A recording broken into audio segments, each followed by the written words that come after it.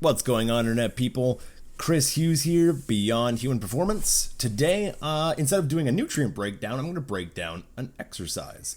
This exercise is the box squat. Now, it's no surprise that at this point, squatting is a fundamental addition to anyone's training program, particularly if general health and or strength/muscle gain is your goal. However, there are many ways to squat. It is, after all, simply a shape we create with our bodies. The ability to deep squat is something I think everyone should chase, as it demonstrates control through full hip flexion, spinal region stability, supports knee health, foot support, as well as full body coordination, strength, and power development.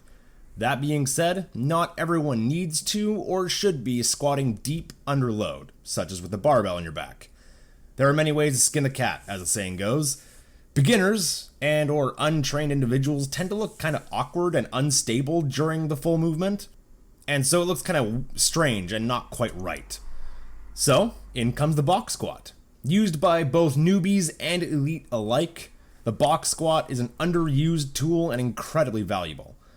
Elite FTS has an amazing article called 20 Advantages of the Box Squat. It's less of an article and more of a quick list of reasons. And in this video, I'm going to break down but a few of these points, as well as link the page I just referenced. Numero uno. You can sit back more, allowing you to place more emphasis on the posterior chain. Most people, due to modern life, tend to be extremely front of body, also known as anterior chain, dominant. This leads to numerous hip, knee, and low back problems that can compound over time. The box squat aids in this by teaching the body to sit back and down, relieving the stress from the knees and allowing the strongest muscles you have, your glutes, to work better to finish the lift. Also, let's face it, everyone can use a better butt. Number 2, it can gauge that you are squatting to the same height each time. Many people, especially beginners, just have no idea what their body is doing during the lift. A box allows you to get a feel for how to hit the same depth each time, and it takes out the guesswork.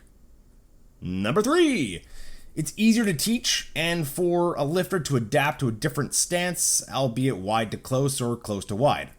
Having that physical tool creates a tactile response and automatic correction of form.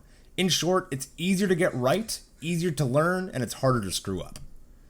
And number 4, it's a great way to teach compensatory acceleration with the squat. What that means is that it teaches a full contraction of more motor units to allow a greater force production to overcome the inertia of the still load. Essentially, it improves horsepower. For this reason, it's a great way to train explosive power without realizing that's even what you're doing. And number 5, it's a great way to test different shin positions to see what will work best and or what is the most comfortable for each lifter. Lifting is all about leverages and producing force through those levers. Using a box can allow small adjustments on the fly to find out what works best for you. Last but not least, 6 is the last one I'll cover in this list. It can lower the box height based on joint mobility and or flexibility within the same set. As you get more proficient with the squat, you can lower the height, allowing for an accumulation of strength in weaker positions until you can squat full depth without any issues. Science has shown time and time again that when you strength train, your strength improves about 10 to 20 degrees, both above and below the trained angles. Meaning as you get stronger with a certain height, you can lower the box, and as the height decreases, you've already built strength in that deeper position. All 6 of these, and actually all 20 of these, all assume that you're box squatting and not squatting to a box. What's the difference? Well, squatting to a box is just standing back up as soon as you feel the box when you sit down. Of course, as always, everything has its place, but they're not quite the same thing.